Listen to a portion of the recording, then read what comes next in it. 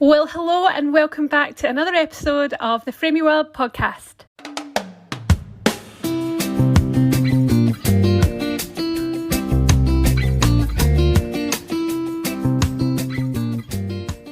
The mission of this podcast is to have inspiring conversations around lifestyle topics that ultimately spark joy.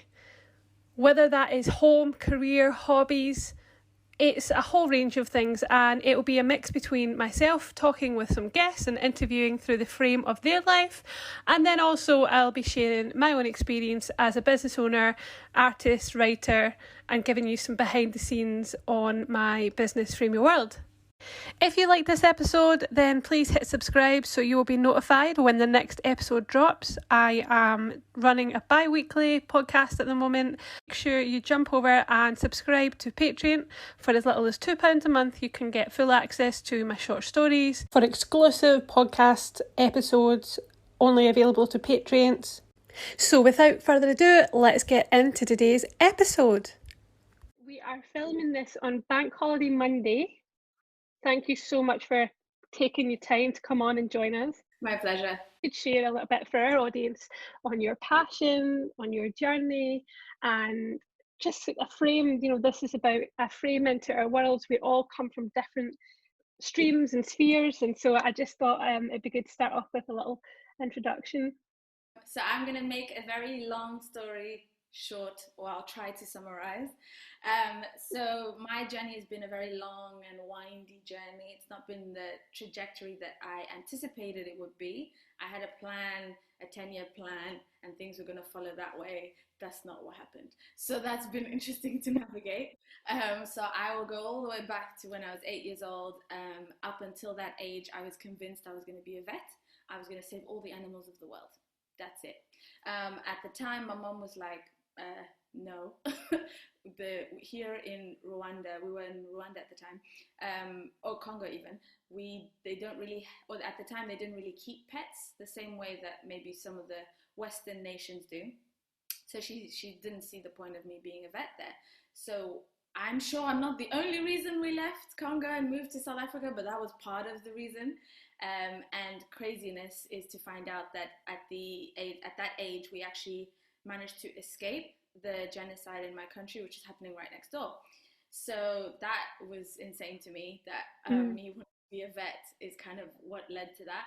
And then throughout uni, as well, throughout primary school and college and all of that stuff, I was doing all the sciences because I was still going to be a vet. And then I got to 18 and I didn't get an A in physics. Shattered my world, and I was like, wait, what? But physics only makes up 5% of being a vet. What do you mean I can't be a vet because of physics? So I was really upset. So yeah, I spent that whole summer just trying to reassess what I was going to do with my life. Landed on using all three sciences as pharmaceutical management, which is what I studied at Bradford Uni. So my first degree is technically linked to pharmacy. And if you've seen the show House, MD, I was going to be Dr. Cuddy. Except that didn't pan out either. So after 3 years of finishing my degree, I still couldn't find a job in the NHS or anything linked to that in any way. And so I was wallowing one day. I had moved back home and I was just, ranting to my best friend. And she said, why don't you consider the National Council for the Training of Journalists? I was like, but all I've studied is sciences. She said, yeah, they like people from different backgrounds. Have a look at that. I thought, what? But all I have is a blog. Genuinely, all I had was my blog. Does that even count as writing? I didn't study English lit or anything. But yeah, that was enough. I turned up with pages from my blog and had my interview at Brunel University, and I got accepted at one of the top universities for journalism, which is insane to me. That's awesome. And I did my master's, and it was like 9 months of madness, but I learned everything that I possibly could to become a multi-platform journalist. And in and amongst that whole journey, I started my own business. It's called Just My Opinion Limited, and what I did is social media management, freelance journalism, copywriting, basically anything to do with writing or digital marketing. And yeah, that's kind of how that happened. The singing, I couldn't sing. I have videos to prove it. No one believes me, but I have videos to prove that I was those people who would go on X Factor and think that I had the best singing voice of all time, and I was terrible because I was. But my singing teacher needed somewhere to teach people, and she couldn't pay me, so the payment was singing lessons. So I had singing lessons with her for ages, and yeah, that changed my whole singing voice. Wow. And then the acting thing was just at uni. I had loads of fun doing it, and it kind of just fell into place. I'd still want to do like more bigger things. I think I need to maybe focus to do that. I've been a Mhm. little lazy with that, if I'm honest. But I have been in some pretty like big films, no spoken lines, but I've done loads of theatre shows as well, so it's been That's quite fun. awesome. So it's a bit of a crazy journey, but that's kind of some of what I've gone through to get to where I am today. There is so much gold and so many questions just in that short answer that I now have. But that is also a great encouragement to anyone out there who, for example, even when it comes to university, that really inspired me. You know, you don't need to have all the qualifications in the world. If you've got the courage to have a go and turn up, we get too lost in the excuses and in the fears of the, oh, I'm not good enough, or and they're often subconscious. That is exactly what I hope someone takes from this first answer as well, because it is gold. Anaïs, thank you so much. I actually love what I get to do because I find so much gold in just speaking to people, and I just hope that someone out there is able to see and encourage and grab that from these amazing girls that I get and women that I get to speak to. It's just an honour. But that's a caveat. That's, you inspired me. I'm feeling very creative and inspired today. um, oh wow. So as a multifaceted creative, with lots of projects and passions, I can relate to that because I do too. I find that it's also a balance between, at times, certainly for me, about that kind of burnout. And I wondered if you've ever experienced that, or and if you had any advice that you would give perhaps someone who's struggling with that, or your younger self, if you will. Yeah, I used to be a people pleaser, so saying yes was default. Saying no, not an option. So burnout was something I became very familiar with because I felt like I had to say yes to everything, Mhm. whether that be something in church or at work or whatever. And it's ingrained in my nature to go the extra mile. Yeah. But for some reason, I never I think I put them at odds that you can still say no and go the extra mile. Like you can still have boundaries, and I was never very good at boundaries. But as I got older, something I have learned that I wish my younger self knew is that saying no and setting boundaries are a good thing, Yeah. and can make it all work, and you can still get to do all that you want to do in sort of a structured way. So right now, for example, because I experienced burnout in the Yeah. craziest way, and I did it. I think it felt worse when I was in London because London is very much a go, go, go, go, go. So saying no there was even less likely going to happen because I didn't want to miss out on anything. So obviously I wasn't going to say no. And so that made it even worse because then I was exhausted all the time. I barely slept, burning the candle at both ends. It just wasn't conducive. So it started to sort of appear in sort of my body and in my health. So it actually started to affect my health, my sleeping patterns, and all that kind of stuff. But things that I've since put in place are, for example, I have a device ban, so I don't take any of my devices to bed. Yeah. And so the insomnia that I had suddenly wasn't there. Why? Because I had nothing to reach for. I That's literally, all I awesome. could do when I went to bed was sleep. That's it. And my calendar is very structured. So I still leave room for spontaneity. I still leave room for, oh, let's just go tomorrow and go to the cinema. I mean, not right now, but you know what I mean. But it just got easier to plan things in, and then there Mhm. was still room. And then I think the key thing I learned, and that I would encourage others to do, is absolutely, definitely schedule yourself into your calendar. I was very bad at that, but I'm really good at that now. So, on a Saturday, usually, nobody can find me for good reason because Saturday is my. No. And I love it. sometimes I make exceptions because I've planned it in so much. Like I know in 3 weeks on Saturday I might go somewhere with a friend. That's okay. So I will compensate for taking out that Saturday and maybe have a Monday evening off or a Tuesday evening off or something like that. So Hmm. yeah, but avoid burnout if you can. You don't have to say yes to everything. And if you still want to say yes to everything, you can still schedule it. So like you can still be good at agreeing to have certain things happen, but just schedule them in and give yourself rest periods. Rest is so important. I love this, and I'm going to sneak in a little off the cuff question because I'm really stuck on planning. I've actually spent a good number of hours over the last few days looking at planners again and just revitalizing how I plan. Is it still working for me with where I'm at right now, kind of thing? What's your favorite things to plan? Are you digital? Do you like to use like planners or journals? How do you do that? What's your top tips and recommendations for anyone out there? So I used to have an original, like a physical planner, because I still love writing stuff down. So Mhm. even though I'm quite digital heavy, I still have things I write down. I still have a live to-do list I like to tick and cross out. But then I also have a digital to-do list with multiple colors and pinging sounds and everything.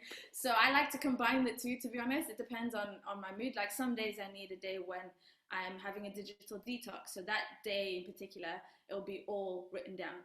So Yeah, I always recommend journals, because you have something physical. Because like, what if your phone dies, or I don't know, you have to send your phone for repair or whatever, you suddenly feel like you don't have any other options. yeah, And I'm okay in that I've memorized my calendar, but sometimes I'm tired and I might double book myself. So what I do have is a very beautiful calendar from Moleskine. In fact, they created an app called Time Page, so that's what I use. I use that, and it integrates the to-do list within the calendar, so I can see my day and my to-do list, and then I can mark it off and all that kind of stuff. And it tells me certain times to check in on things. But I say both, always both, because then you're not reliant on one completely. And always, if I had to choose one, it would still be sort of physical handwriting, put it all together on a piece of paper. yeah. And it's so good. I hope that hopefully that brings some inspiration to people. I believe it will. I certainly am a big fan. As I said, I was going through this process myself over the last few days, looking at bullet journals. I use a bullet journal, but then I use it a little bit more as a journal as well than recording thoughts and processing thoughts. Um, so yeah, it's been really eye-opening and interesting. And I think there's like a whole world of um, monthly planners to daily planners to habit tracker planners and like The it's stickers for everything. It's so epic. yeah. I love And actually, I've just downloaded Time Page, so I'm really excited you said that. So I highly recommend it. I'm only starting to use it, but this is good to get your. I'm glad. I'm on track, and I'm excited. it. Love it. Always learning from each other. Thank you very much. If you could go anywhere in the world right now, where would you go? So I had a few holidays planned before Miss Rona came for visit. So like there were quite a few places, but if I had to pick, it's kind of a toss up right now between I wanted to go back to Kigali, in Rwanda. I haven't been back since 2000, so it's 20 years. It's a long time. So I wanted Wow. to go back to see some family and obviously visit my country. But then I also wanted to go to Toronto, Canada, because I have friends and family there, but also I have like some connections in terms of I was looking at like opportunities out there and maybe emigrating, because the Uh-huh. UK is cool and all, but it's cold. And then I found out that Toronto gets to -20. I was like, oh my gosh, that's actually worse than the UK. Is that even a good idea? I don't That's know. I mean, So that is worse than Scotland. I know. And Should I've say been what? to Scotland in the middle of winter. My fingers were so frozen. Oh man, I don't know. Now in hindsight, like maybe it's not such a good idea. But Canada has so many great opportunities, and I get to use my languages and stuff. So I don't know. But if either it would have been Kigali or Toronto, that's where I would probably want to go right now. Oh, both good places. I have to say, I've been to Toronto and I absolutely loved it. I'd love to go back one day. Great choice. Oh. Uh, but yeah, colder. I should have said worse, colder. Um, I guess having a beautiful voice that you do, what's your favourite song or album to listen to right now? Oh, that's a good question.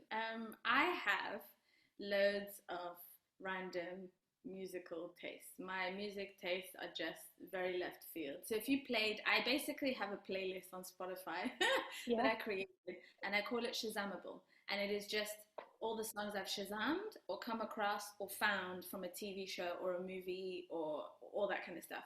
And it's like 3,000 tracks deep now, so it's very much. So if you played it, you'd go from Disney to rock to, I don't know, R&B. It could be anything. You just don't know Wow. what's going to happen. So it's very random. But right now, there's an album that I have just been playing on loop that I absolutely love, and it's called Graves into Gardens by Elevation Worship. Yep. And it just felt so appropriate for me in this time period. Some of the songs I'd already heard prior to them doing the album recording, but when it got released, like some of the songs have just absolutely taken the world by storm in the best way. Like Yep. most people have heard of The Blessing by now because we Yep. did a UK version of The Blessing. That's one of the songs on the album. And that moves me to tears. And then there's so many different versions out there now. So there's one from Zimbabwe, one from Canada. There's all sorts from all over the world, so in different languages as well. So for me, right now, it's Graves into Gardens, hands down. Just playing that one on loop all around, and then just to mix it up a bit, I play it on shuffle because then I don't know what song is coming next. So yeah, that's my favorite. Plus, it's fun to sing along to and harmonize with. So yeah, I like the pick and mix. The shuffle is a good idea. yeah. I have to say, I cried when I first heard the Blessing song. Mm. It was just goosebumps, like the most amazing thing ever. I'm going to link that below for anyone who wants to check it out because it is worth a listen. Music's so powerful, I think, especially in this time, it can really help our moods and just really get to places that we need it to get to sometimes that we don't even know. Exactly, so true. I love it. I love it. How is this experience, being in this kind of quarantine time?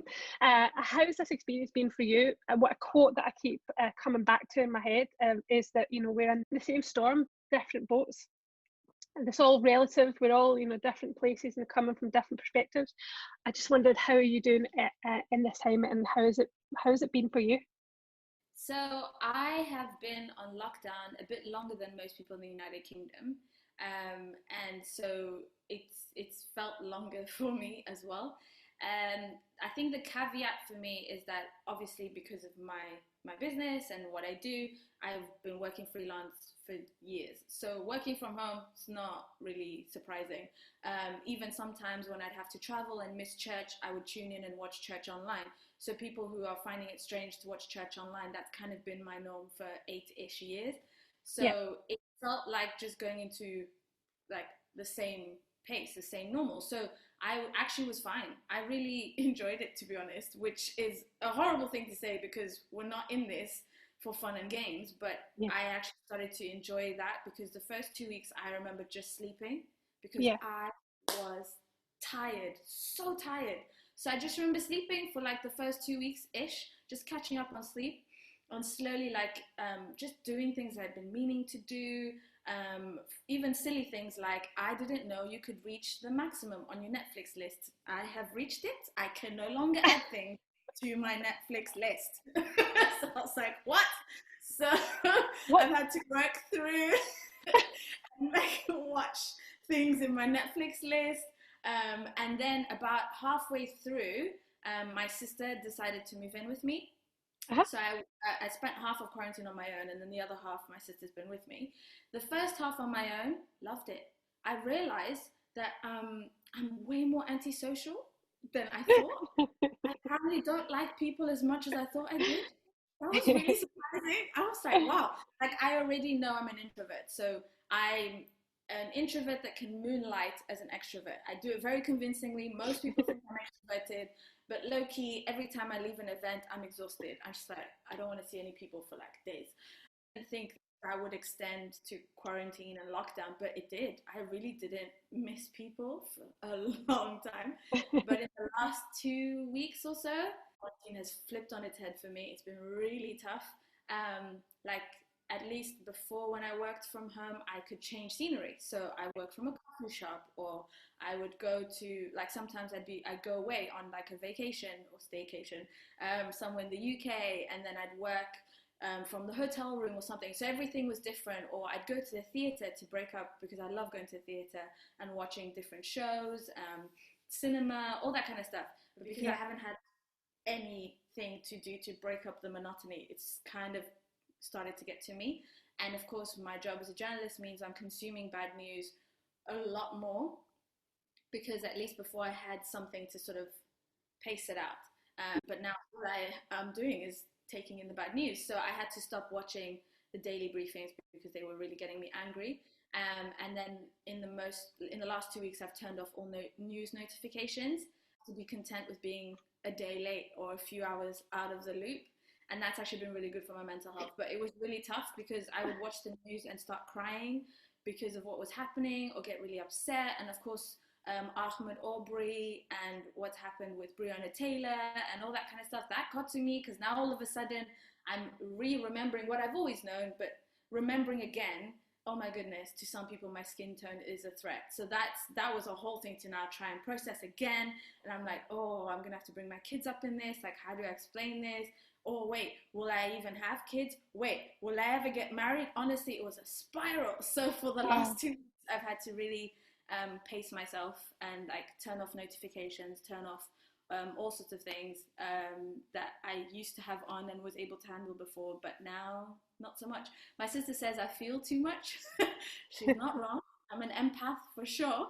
And I don't think I was ready for all the emotions that the last 2 weeks brought. So now quarantine has flipped on its head for me. It's less fun now. It's not so cool anymore to be at home and on lockdown. So yeah. I think it's got that. I think I can certainly, working in social media, I definitely see themes, and I see that that's definitely been a theme for a lot of us, in terms of just that realization that this is, this is going on. I think I always remember listening to Dr. Robbie say that Zonderberg, who is a communicator, speaker, some will know that I go to church. He's a speaker at church. And he mentioned about how he's a psychologist as well, and he mentioned about how the human heart can handle almost anything if it has a clear purpose to it, or it can handle pain. And so it's always stuck in my head. And I think sometimes, especially as we kind of get into this, what is it, 8, 9, 25 weeks? I'm not even sure anymore. Exactly. Sometimes it's just kind of like, when we don't, because we don't know the end date. I guess that's where the challenge comes. But on an encouragement note, it's just, I'm hoping that someone, that we will get through this. And I think that's why I'm so thankful for Zoom. And I know that some of us might be bored of Zoom already, and all that kind of fatigue that comes, but being connected I'm so thankful for a Sunday. Anaïs, I go to church, and I love that even though I can't be with people personally, that I feel connected in some way just by joining, and it's just been a gift, I think. Yeah, definitely. I have to say that of all the times that this would have happened, it's a good thing it's happened now in this sort of technologically heavy world, because we really don't have an excuse. You can easily pick up the phone, FaceTime, Zoom, whatever you want to do. There's even the house party app, so you can like create a virtual house party. There's all sorts going on, so there's no excuse. So I think that's really the upside for sure, is being able to just reach out whenever. I've actually yet to use house party. I've also yet to have organised any kind of Netflix day, any kind of virtual. What? Yeah. You should do that. I do mine every 2 weeks on a Friday. It was every Friday, and then I saw that not as many people were as enthusiastic as I am, so now it's every 2 Fridays. So every 2 Fridays I host a Netflix online watch party. It's so much fun. You should definitely do it. It's so easy and it's free, so you might as well. I might as well. I know, I'll give it a shout. I did start a thing called Tea with Lee, and I just ended up, it's kind of me on Instagram at 12 on a Thursday. That's what it came to, because it just seemed to work better for people who just could jump in and out. But yeah, that's not really a watch party, but I will try that. I mean, it's kind of a watch party, sort of. I've actually been so creative in this season. Like, it's been tough as well, up and down, but I've just been trying to sort out a bunch of things and make sense of things and organize things. So that keeps you, and plus I'm still working full time. So it's funny, that's exactly what I was talking about. It's so good, like different, interesting and good to remember that we all have different challenges at the moment in different ways, but we can still be connected and still come together. Exactly. And one thing I'm really grateful for is that I still have my jobs, because that's not the same for everyone. Yeah. So one thing that happened at a perfect time, which I don't believe in coincidences, I know that God was in this, is that I got a job offer a week before the country shut down. And that job allowed me to work from home, and that it's as in permanently work from home, and they've never allowed anyone in my position to work, like to be a home-based person. So Yep. that's the job I got about a week, 2 weeks before Boris announced like the country was going to be on lockdown. So of all the jobs I could have had, that was perfect, because then I could stay at home and I wasn't going to be bored or have nothing to do or not be productive, which I think would have meant that I would have spiraled a lot sooner. So I think having that focus was really great, because it's kept me busy. It's Yeah. kept me like, oh, this is what I need to do. This is how I need to do it. I've worked with great teams, flexible hours, and all that kind of stuff, and it's just definitely a good thing.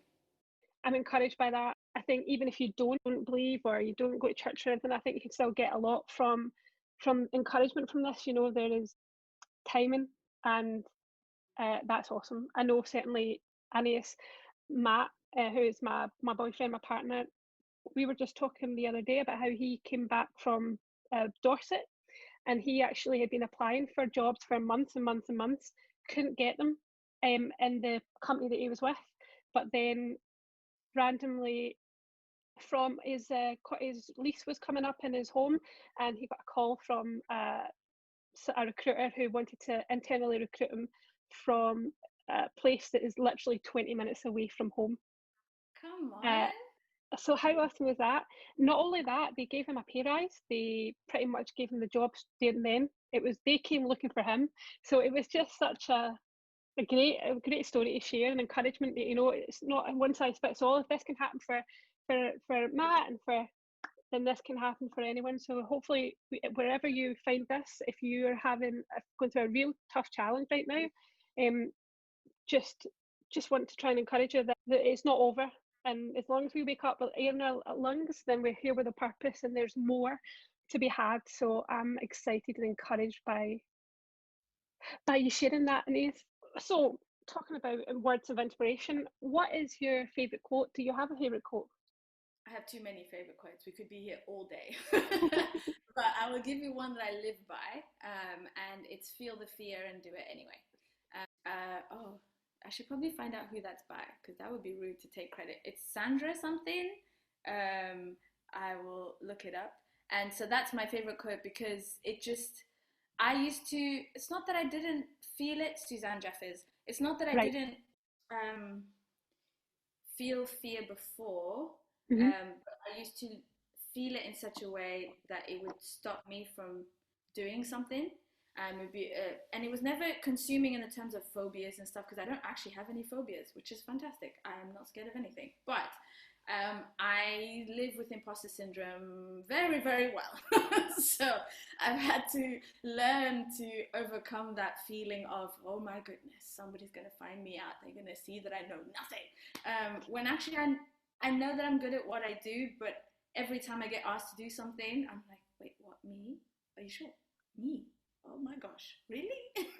And so that became my life quote, because it helped me sort of be like, no, feel the fear and do it anyway. So when I get called on to speak on, I don't know, a political topic or whatever, I will do the research, I will do what I can, and then I will go and do it. I will not Yep. sit and be like, oh, but I'm not Jon Snow, or this person, or oh my gosh, I could be. It's like, no, they asked you for a reason, just feel the fear and do it anyway. And it's led to some crazy adventures.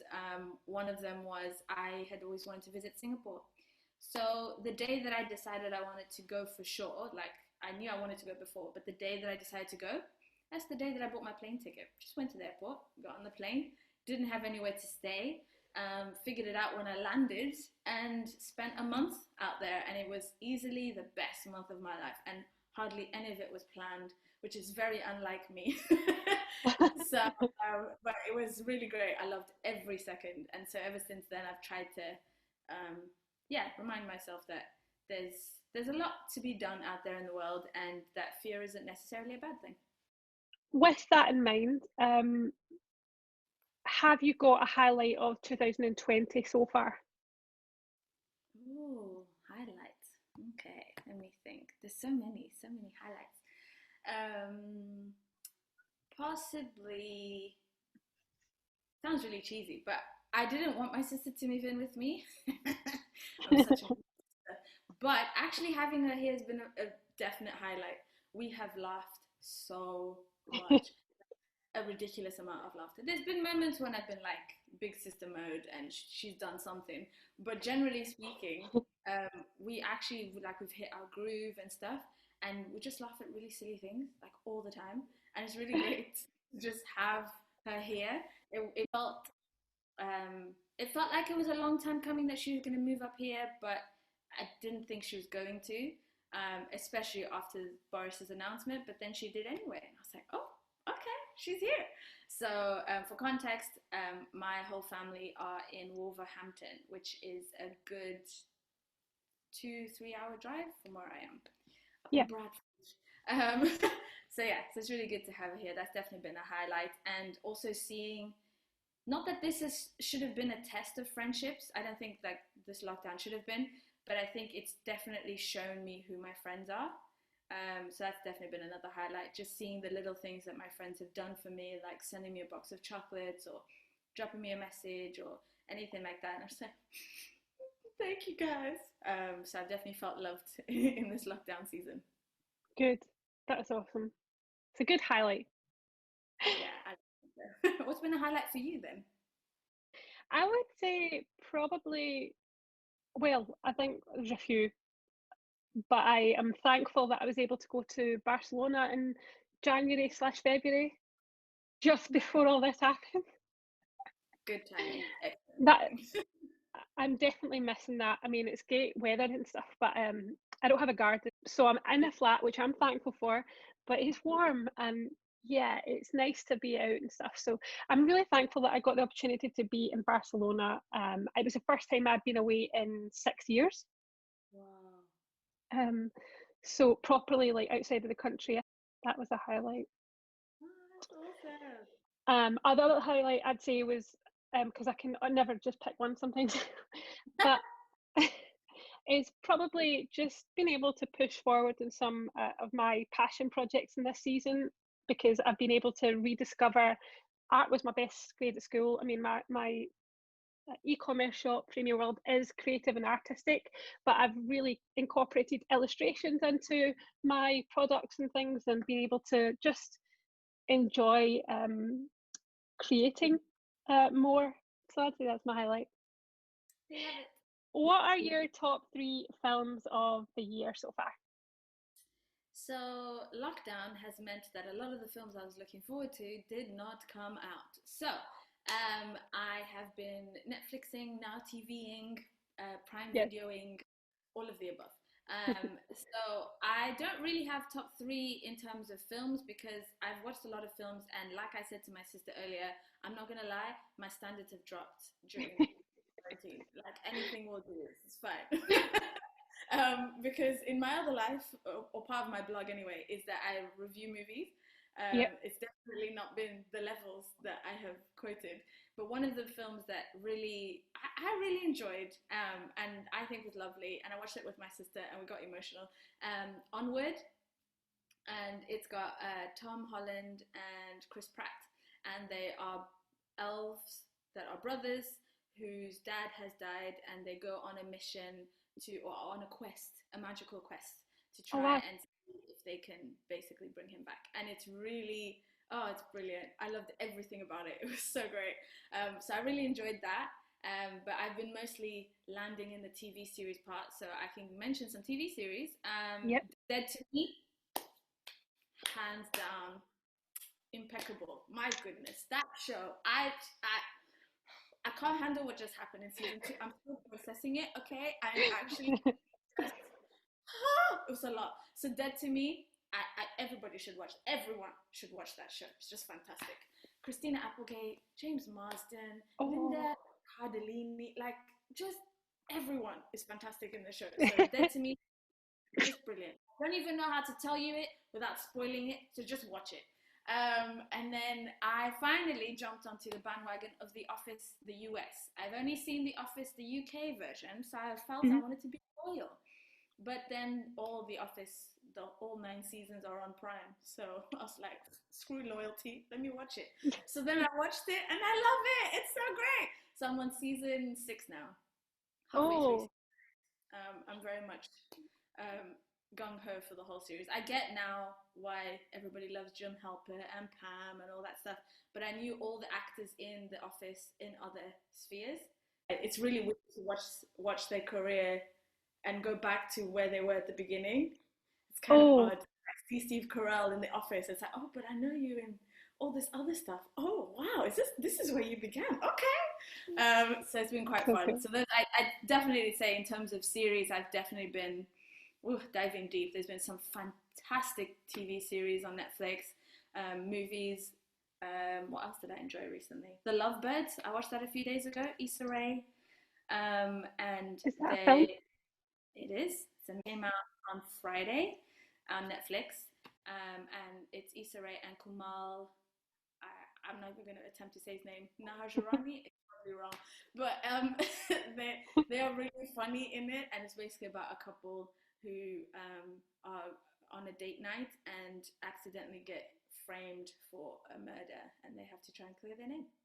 It's really funny. I know. So yeah, but my genres are random though. I like to watch like futuristic stuff all the way to a silly rom-com that does not engage the brain. Like it could be anything. I don't know. So like, what did I watch as well recently? This is a very long list. Oh, Fracture. Fracture is so good. I've heard of some of these and I haven't caught up. Oh my gosh, these are going on my list. Yes, Fracture is great. I enjoyed that. Code 8, I enjoyed that, but that's because I like futuristic stuff. It's quite a few. Like, I have many recommendations. If anybody wants to just slide into my DMs, I can give you more suggestions. It's fine. So, what's next for Anaïs in 2020?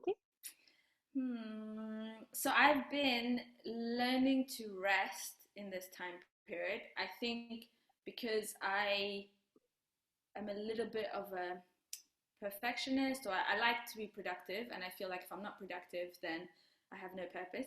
So I've tried to like undo that narrative in my head a little bit, and so I've actually just been resting. It's been really nice.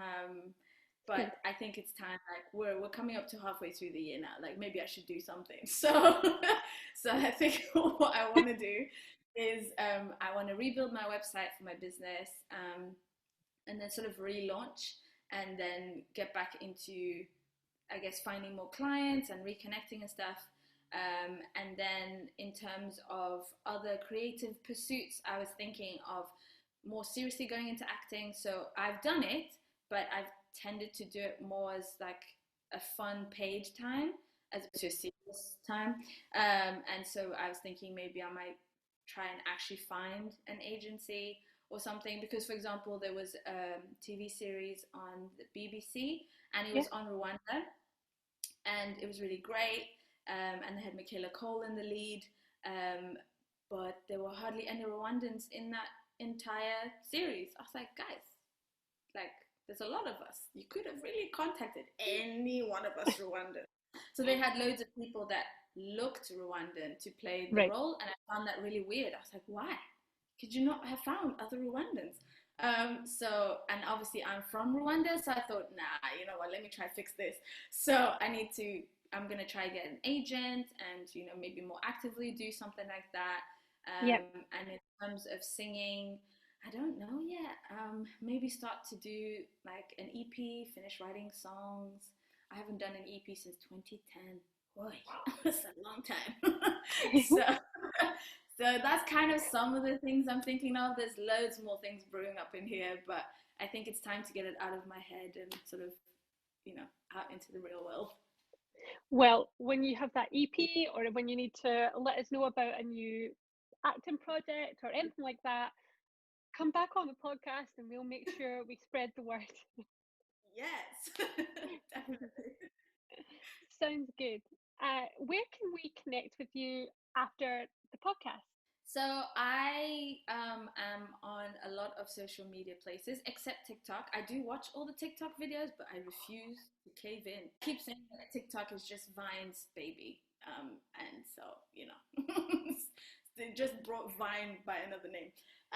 So in terms of where you can find me, I am on the gram and on Twitter, and Facebook. I don't really check on my Facebook that much, but on Instagram and Twitter, Life with Anaïs.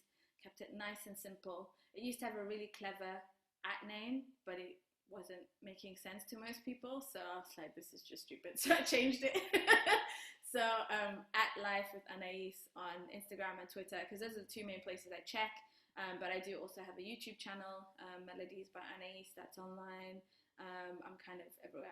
I think I haven't put out all my music on Spotify, but I am on Bandcamp and SoundCloud. Wow, I'm feeling my age in this moment. Thank you so much for coming on today. It's been a pleasure having you, and I guess really appreciate it. Awesome. Thank you for having me. Well, that's all for today's episode. Thank you so much for taking the time to listen. Don't forget to subscribe and join us for the next episode.